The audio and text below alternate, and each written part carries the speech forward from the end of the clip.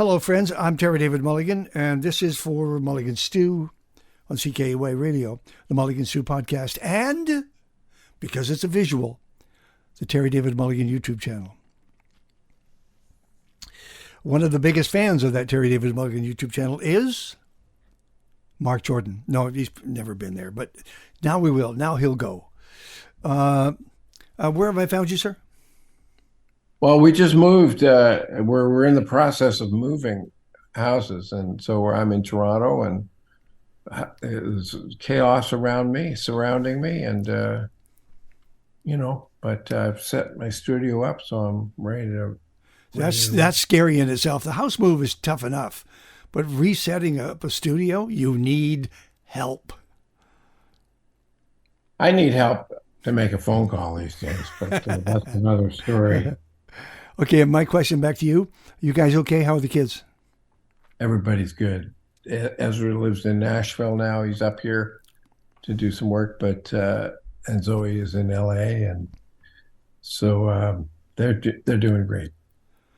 Do they want to stay in the family business, or they want nothing to do with it? No, definitely. Yeah? Definitely. Okay. Maybe as agents? My daughter married Liam Titcomb, Oh, no. I knew his dad well.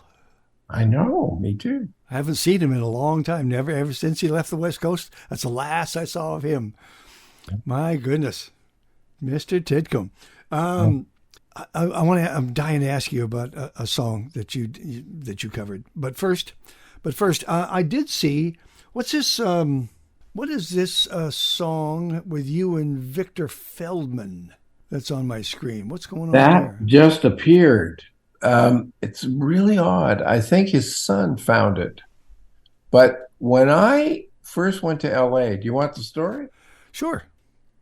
When I first went to LA, I was right in the studio right away with Gary Katz, and he hired this band. It was Jeff Beccaro and Lukather and all those guys, and Toto. Basically, yep.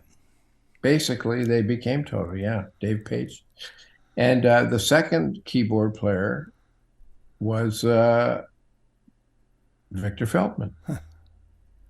And so, we all got friendly, and Victor invited me for dinner about a week after we started recording, and he said, "Do you want to finish this song?" I said, "I have a song I'm working on." So I did. I finished the lyric, and I just sang it into just a little demo I did at home, and they said, "Well, come and we'll record it properly." So he did it at his home studio, and that was the last I heard of it. How long ago was that? That was 1977. Wow. Okay. Huh. Think about that. Well, now it's out as I never heard about it again. And then I got something from his son a few months ago saying he'd found some stuff of his dad's, and my voice was on it. So that's incredible. Well, I can't. It's beautiful. It is beautiful. I love it. Okay. I want to thank you for, first of all, joining me on the Juno Couch in Edmonton, which seems like a long time ago, but that was fantastic. Thank you. And I said at the time, I owe you one. This is. I would have done this anyway, but I did owe you one. Waiting for the Sun to Rise. I embraced it as soon as it came out. Mm-hmm. Perhaps it was the alluring look of you in the photographs, but I mean, look at that. Come on. How many times can your guy get his picture taken? Come on. That's incredible. Yeah, I know. That's beautiful. This is good. I like this one. This looks like earnest. This looks sexually charged. Like Ernest Borgnine. That's right. Coltrane. I started with Coltrane Plays the Blues, even though I wanted to play Everybody Wants to Rule the World. Yeah. Coltrane Plays the Blues was the one that did it for me. First of all, because it says Coltrane and Plays the Blues, written by you and John Kapik. And I love it. I play it on a hot, heavy hit rotation. Thank you. Yeah, I love that song. And Lou did a great arrangement of it. And he's Great producer, that guy. Yeah, but how about the writing? The writing's pretty good. The singing's pretty good as well. Well, thank you. That's what I do, baby. The other track that I jumped on, of course, was "Everybody Wants to Rule the World," because I remember as it came out as a video at Much Music, and it just owned the world. Frankly, owned it. Yeah. And Yeah. and has been covered by a number of folks. But you know why I did that song? Uh, I love it, but I love that song. But it reminded me of So What? ah.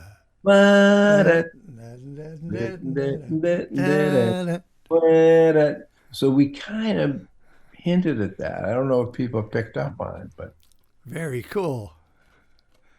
A little it's walking kind bass of, line. Okay. So yeah. now, I love that. Is it getting play? Are you getting feedback on that?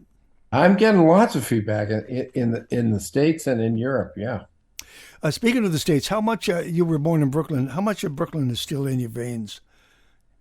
You know, sort of New York. I spent a lot of time there when I was younger, and before I moved to LA, and afterwards too. But yeah, I mean, it was a different New York than it is today. It was a New York that was not that expensive to live in, and Soho. There were little cheap, little independent art galleries and things like that Yeah. in what is now, untouchable real estate. But it was so great. I did spend a lot of time there, and I was going to move there, and then I got my deal in LA, and that's, I followed that. And was it love that brought you to Toronto? Well, I met Amy. She lives in Toronto, but Yes. she grew up in Toronto, but I Yes. met her in LA. Yes. Yeah. And so we had lots to talk about. All right. Um, I can't get into it. you what Like, again? I missed cannot that. get into what we were talking about. I wanted to ask you about. First of all, I was going back over some of the tunes that I fell in love with from you. Uh, both sides of that album. It stuck with me. Stuck with me long and hard, and especially both sides now. And so you watch what happens to songs. Joni, if you have seen the footage from the folk festival, where her friends who had jammed with her and got her back on her feet and got her singing again and finding her voice and remembering the words, and she sings it on stage. She literally, they bring her. She's on stage, but they bring her along with their voices, and all of a sudden Yes. she takes over the song. But the words to the song, both sides now, all of a sudden the meaning that it takes on so many years later is phenomenal. Harry, that's exactly why I think it's one of the greatest songs of the 20th century. I saw her for a buck. I saw her when she was maybe 19 or 20 sing that song in Yorkville in Toronto. She was just a little kid, and the song was great then. It was great. I always remembered it. But when I saw her, have you seen the rendition she did with the London Symphony? No. Okay. Check that out. Okay. It is the most brilliant arrangement, and she's in her 70s. And then it's now a different song. You know what I'm saying? Because she's lived her life. Her voice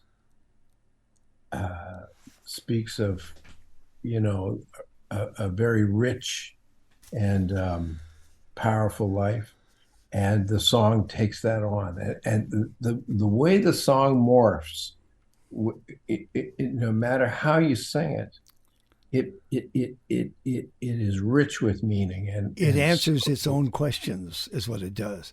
I'll tell you my Joni story. I'm in Regina. I'm just trying to get back home to Vancouver via yelling into a microphone on rock radio. And the deal I made was the Fourth Dimension Coffee House. They had a band house. I lived in one half of it with a shared kitchen, and whoever was at the fourth dimension had the other half of the house. Yeah. And Chuck and Joni Mitchell were there for 2 weekends. So 10 days we spent in that kitchen, talking, reading, making teas. I never saw Chuck. He never saw. He was gone. It was me and Joni, and I didn't see Joni till many years later when this concert happened in Vancouver. In Vancouver, not long after that, when she was going out with James Taylor, and it was the first concert that raised funds, and the first time anybody ever said the word Greenpeace. That was the concert, and I was the MC. Really? Yeah. And also, I was also the roadie because I'm adjusting all the microphones while she's doing her sound check. It's crazy. It's crazy. Let me get back to Waiting for the Sun to Rise. When you start, do you start with one tune that leads the way, flies the flag, or do you come in with a bag full of possibilities? What's the format? Well, I usually come in with one or two. Yeah, okay.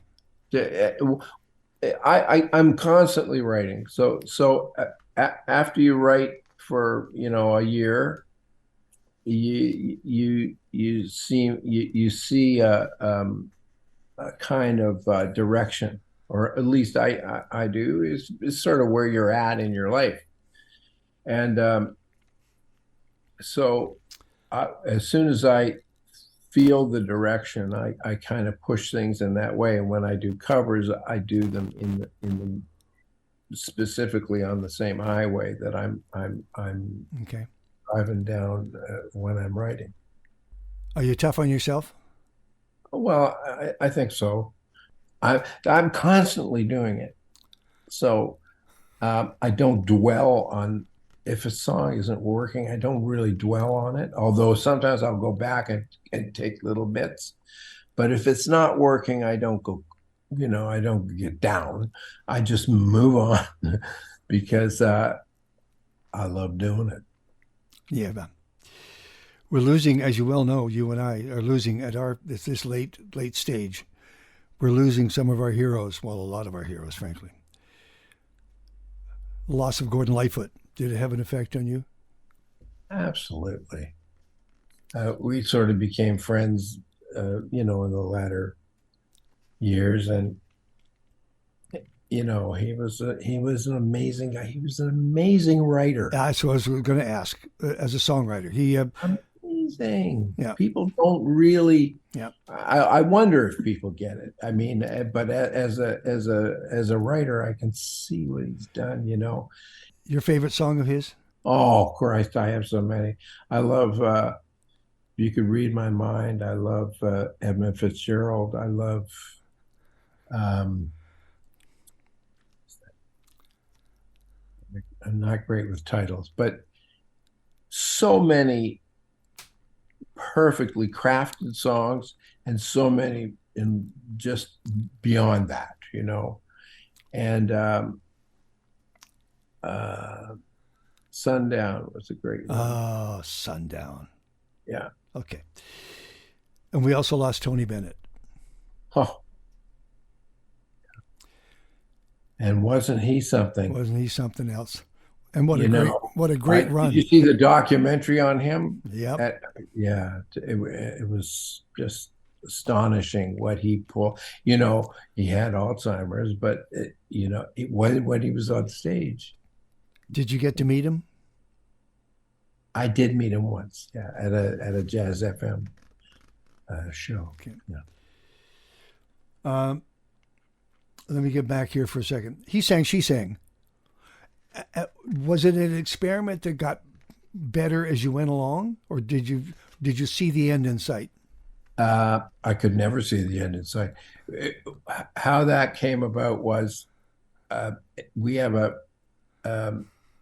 house just below Alabama in Florida, and one or both of our kids during that period a few years ago were living in Nashville. Yeah. So we drive from here to Nashville, and then we drive down through Alabama to Florida, and we'd sing. Amy and I would just sing, and we'd turn on the radio, or we'd bring, CDs, or we'd, do it off our laptops, and we just sing songs. And then some of them started to sound pretty good with both of us. So that's when we decided to do the record. And then on our way back to Toronto, we go through Nashville again, and we went into the studio and recorded a couple of them. They sounded good, so we thought, what the hell? And which of those car songs made the album? Well, they all came from the car. Did they? Wow! They all came from the car, but there were many that didn't make it. But the ones that made it were all sung a million times in the car on the way down. So, off the top of your head, do you have? Is there a track that I could play that was a rare first take? No. I think I do that. No. Because you always think there'll be a better take. Yeah. Geez, I don't know. I don't think I've ever done a song that's been one take. I don't know. Maybe live, but obviously live. By the way, I love your cover of People Get Ready, Curtis Mayfield's song from both sides. I mean, an incredible songwriter. In the right place at the right time. Yeah. And it was about something. Always. Big issues too. How's the gig at the Canadian Film Center? Well, that was interesting. That it was wonderful because I got to hang with Norman a lot. Yeah. And that was really he's old. He's pretty frail now, but he's a brilliant man, and so he had this film school, and then he wanted to integrate the music part of filmmaking, and that's very interesting. Was very interesting to me, and I'll tell you why. When I was with Warner in Hollywood,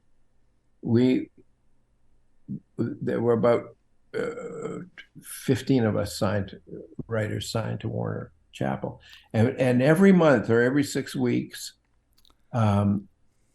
we would go and we would have a meeting with the director,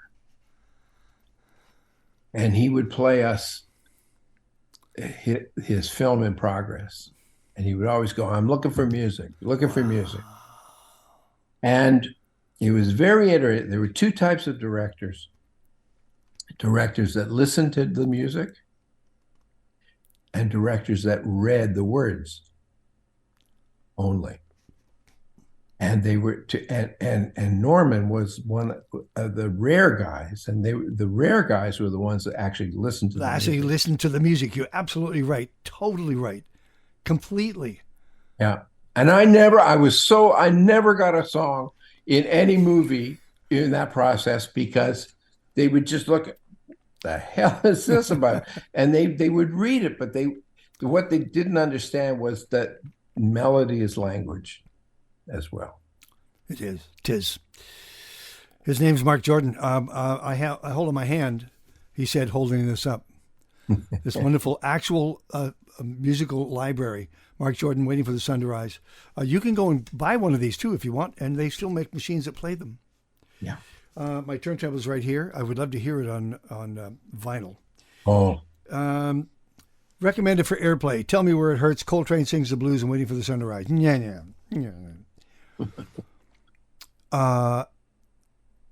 Rio Grande. Holy crap. You and Randy Brecker and incredible arrangements. Wonderful mixing. The mix, the final mix was beautiful. It's a sensational track. Thank you. I wrote that with Steve McKinnon, who I've done a lot of writing with, and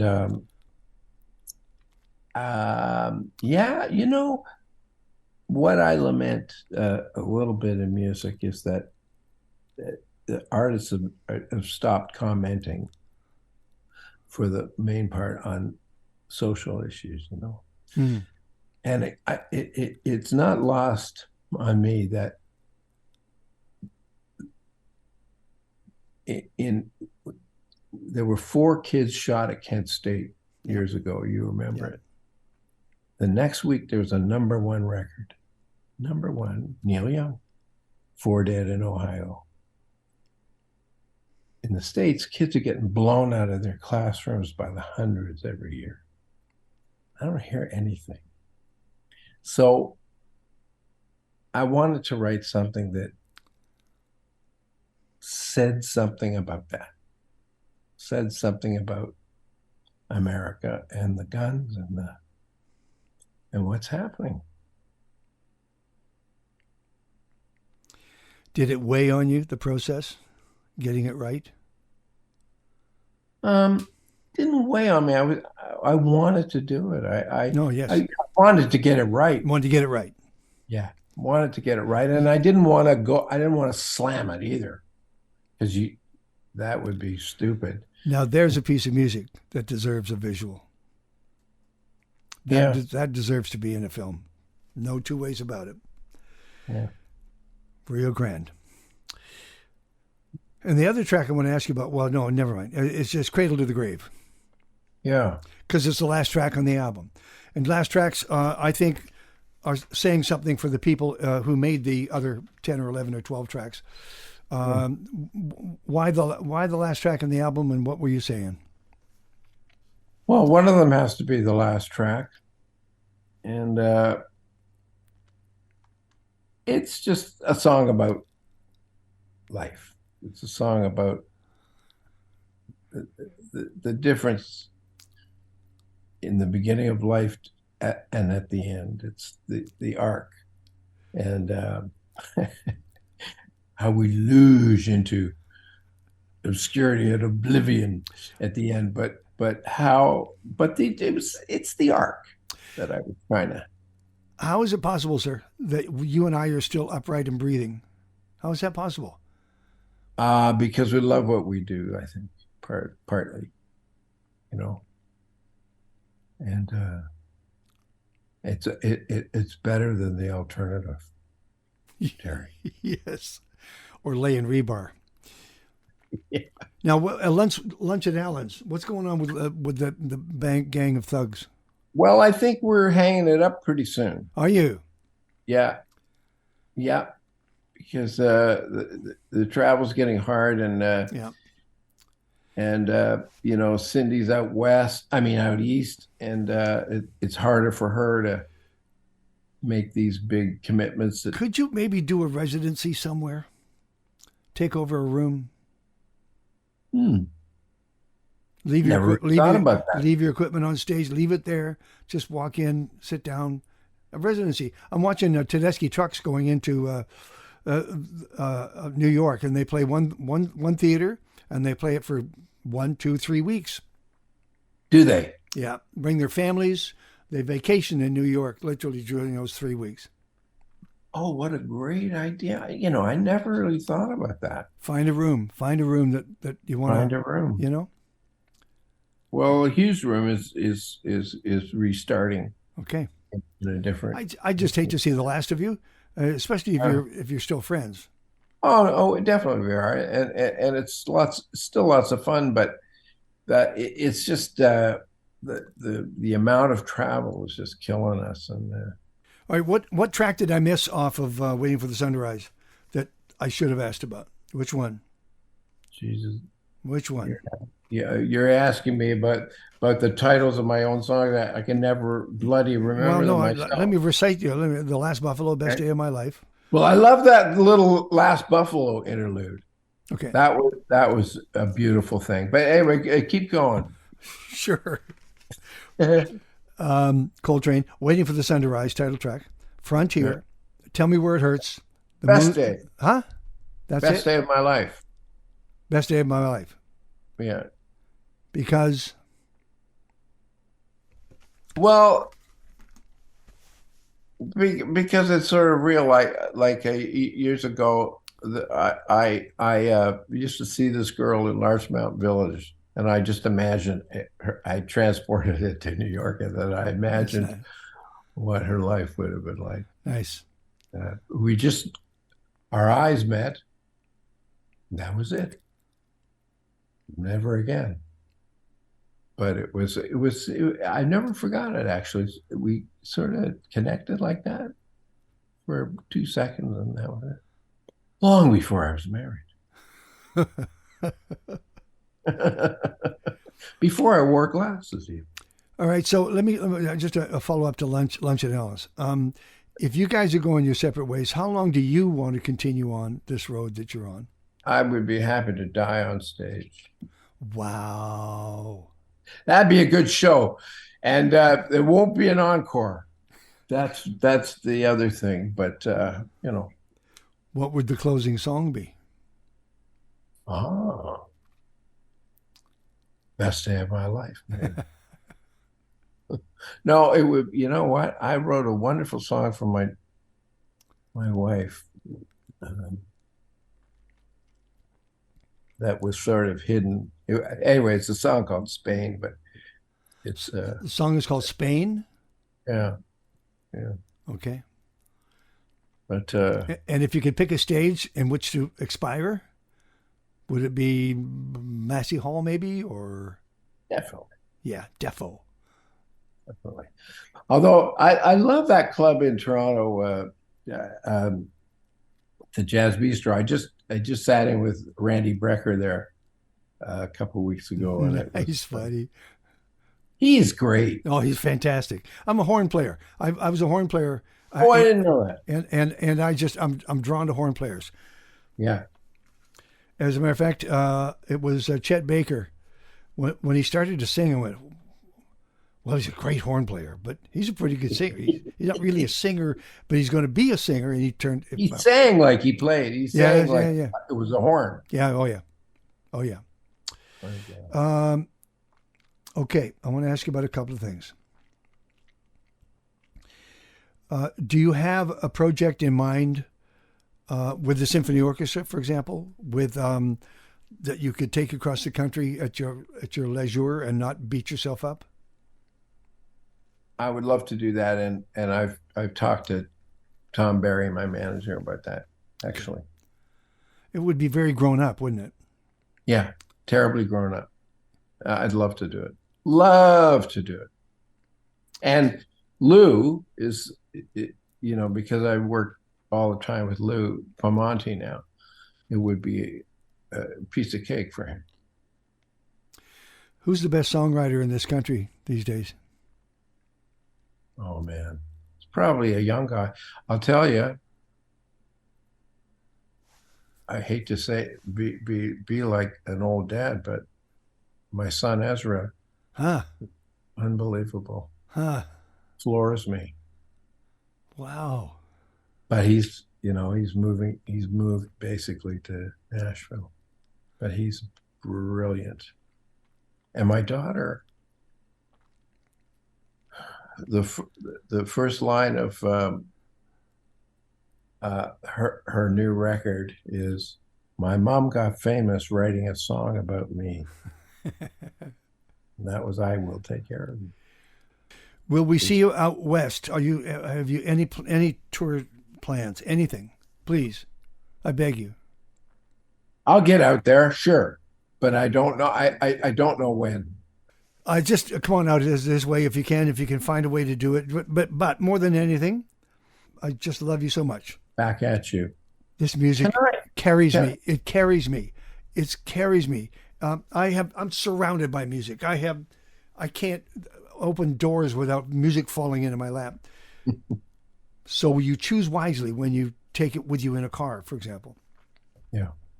I take you in my car. Oh, wow. And I say to Alexa, Marc Jordan, everything he's ever written. Well, thank you, man. Thank God I found music, because it's the only thing I can do. Oh, man. I don't know. Yeah. You could have been a great soccer player or a baseball player. Yeah. Or a policeman or something. But no, it's the thing I love, and I love doing it. When you go back to Brooklyn, do you play Brooklyn? I haven't been back in a while, and it would be kind of cool. Never played in Brooklyn. Really?